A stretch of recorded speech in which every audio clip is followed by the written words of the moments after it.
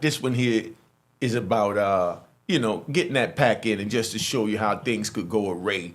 You know what I mean? Meaning effed up if you don't do what you need to do. All right.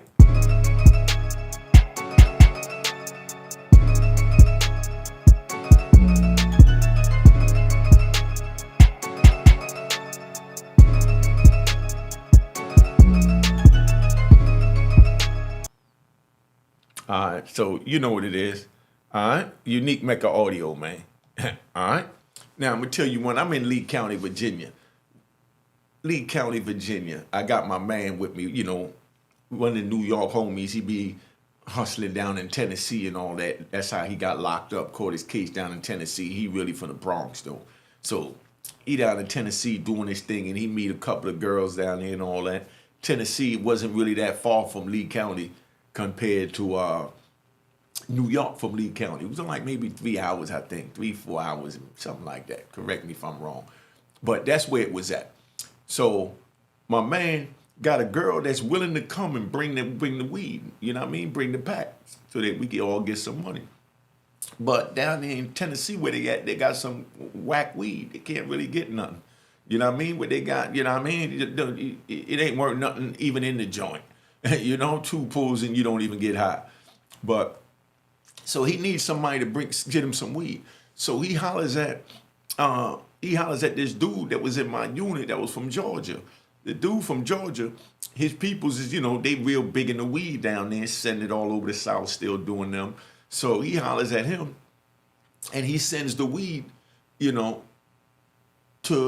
the girl in Tennessee for the New York homie to bring it in. So now when he sends the weed down there, she gets the weed, she takes her time coming. And the whole time she coming, something like the Big C story I told you, just to show you how this is, but this go even more left. So listen to it all the way to the end. So now she gets the weed, but she don't come right away. You know what I mean? So every time he's calling her, my man, from New York, every time he's calling her, she's making excuses for why she didn't come, that weekend. And the dude that sent it, he's being patient, but, because it wasn't really nothing to him, because, he got plenty of weed, so he'll send it here, send it there. So he being patient, but she just was taking long to come. So the whole time she taking long to come, my man is sitting there and he getting furious from New York. Like, damn, I know she ain't trying to play me. So he starts writing her, because he ran out of minutes. He started writing her and like, yo, what's going on, da-da-da-da. And, whatever she tell him back, he come back and he come tell, me and the homie, that send him the weed. So then he turned around and he said, you know what, maybe you need to talk to her so you can let her know that wasn't mine. Talking the dude from Georgia that sent it. So the dude from Georgia, he called her and talked to her on the phone, and she must have told him something, but he was comfortable with it. The guy that sent the weed. But my man waiting on the weed to come from New York, he wasn't comfortable with whatever was going on. Okay, like, nah, get your ass up here. You my girl, da-da-da-da. So when all that is happening, he going off. But the Georgia dude cool. So next thing you know, the Georgia dude come back and he tell the homie, yo, she used the weed, she did something with the weed, and it's all right, I'ma send her some more. She's a hustler, they got work out there. This is what the Georgia dude is saying. He telling the New York dude this about his girl from Tennessee.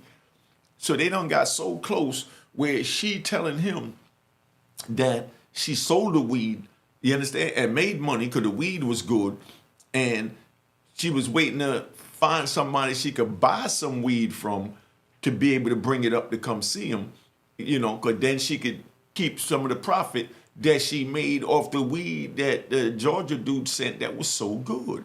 You following me? Now pay attention now. All right? Hit that like button. Now, so he turns around and he's telling the New York dude, how much of a good hustler his girl is.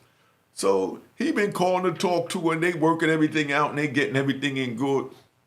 And, my man from New York, like, nah, she ain't bring nothing up here. And now, who the hell is you for her to confide in you about all this going on? You know what I mean? And he like, nah, don't trip. You know what I mean? I'm just going to send her some more. And he like, you going to send her some more? She ain't even bring the first one. And he said, nah, I told you she sold it. So now he defending, my man's girl. That my man is furious that she didn't bring the pack yet. So pay attention to this so y'all understand how this go now. So he like, nah, when I get my minutes, I'm going to call this B. So he calls. And he, what's going on? What happened? And she's like, nah, I already talked to dude. I told him what happened. So we good with it. Like, we good with it. But I don't even know what's going on. I'm not good with it. So she like going in on him. And he like, nah. Y'all doing too much, man. Y'all doing too much. How the hell y'all got this relationship? When all he was supposed to do was call to check what was going on and what was taking so long.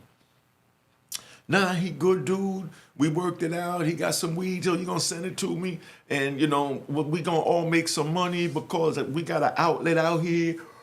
I'm gonna hold it down for you. I'm your ride or die down here in Tennessee. You know that. You're my big poppy from New York, and she's selling them all this. But next thing you know, the girl comes up and visits the big dude. You know what I mean? The dude that sent the weed, instead of visiting him. Now, he don't know that she came up to visit him. But people in the visit seen her, the visiting dude from Georgia, and remembered her from visiting dude, but the people in the visit don't really know the homie to know the business. But they just know that she came to see the New York homie before, and now she's here seeing somebody else. Because everybody wants who come to see who in the visit, but they don't know what's going on. So after about a week, he started hearing that she came up to visit dude. You understand?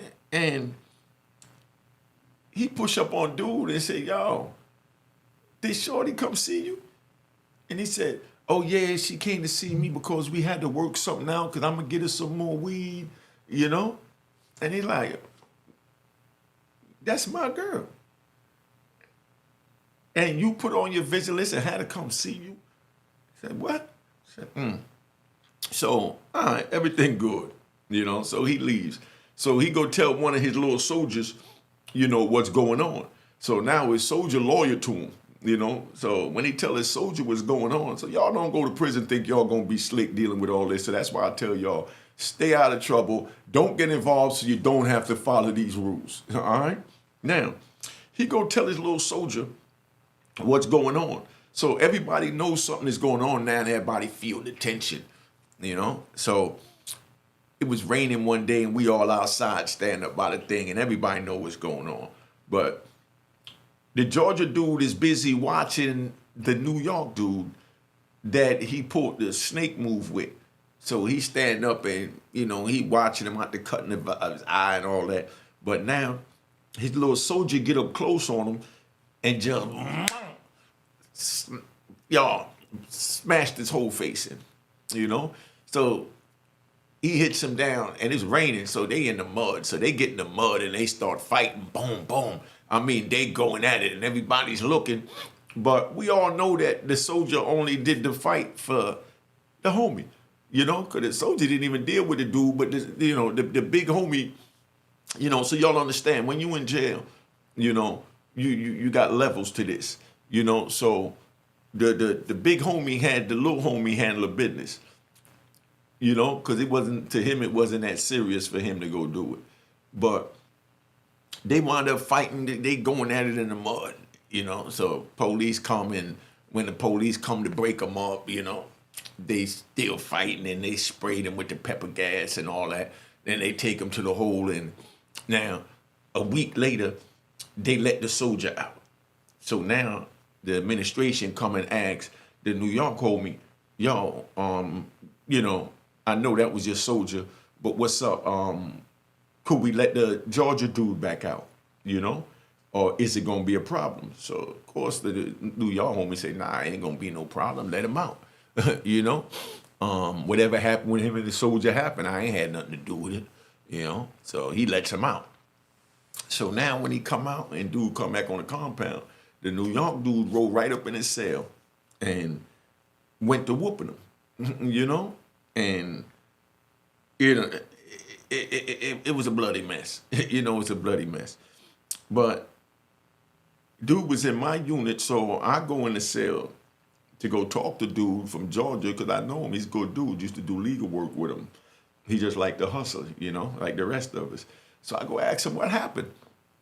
And he's like, nah, you know, the girl, you know, she came on to me. The girl's a hustler. He ain't know what he was doing with her because, you know, he got to bring in little weed up here to the jail when the girl know everybody down there in Tennessee. He should have been just, you know, now he should have been. I said, man, you should have mind your business. Now, you lucky the man didn't put the knife in you because he's getting ready to go home soon. So you need to learn a lesson from this for, you know, you sitting here with a life sentence. You talking to another man's girl is not a good look in prison because you got niggas that'll put that knife in you, you know, behind a girl, you know? And he's like, yeah, but the girl, she a good hustler, man. I can't believe it. You know, that shit crazy. She about a business. Yo, she already sold about 10 pounds down there. And he talking about her bringing an ounce in the jail and she done sold 10 pounds. I said, then why you ain't just tell him that? You know, let him get involved in whatever his girl is doing instead of you trying to pull his chick and do it on your own, you know? And he's like, nah, she ain't want to tell him. I said, she ain't want to tell him. You got to be a man and tell him. It ain't about what she want, you know? You got to be a man and tell him, you know? And he's like, man, I ain't trying to, you know? I said, all right, well, don't worry about it. They're going to put the knife in you soon. You keep moving like that because it don't work that way, my nigga, you know? But, you know, that's the way that played out, man. You know, I just wanted to give you something real short. I'm a little under the weather. So, you know, I'm going to just, you know, tap out real quick. All right.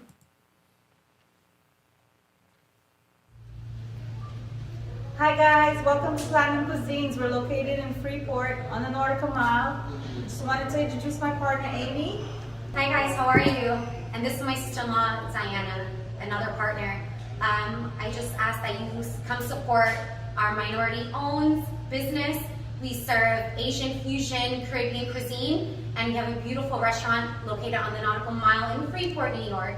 And we're asking that you come check us out and also make sure to tune in to Mecca Audio TV.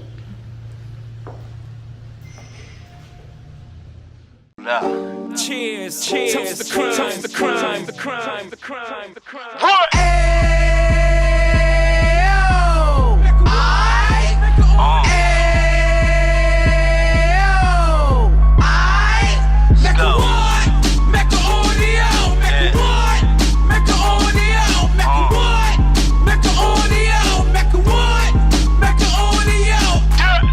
Fresh out the can of 26, heat back on the strip.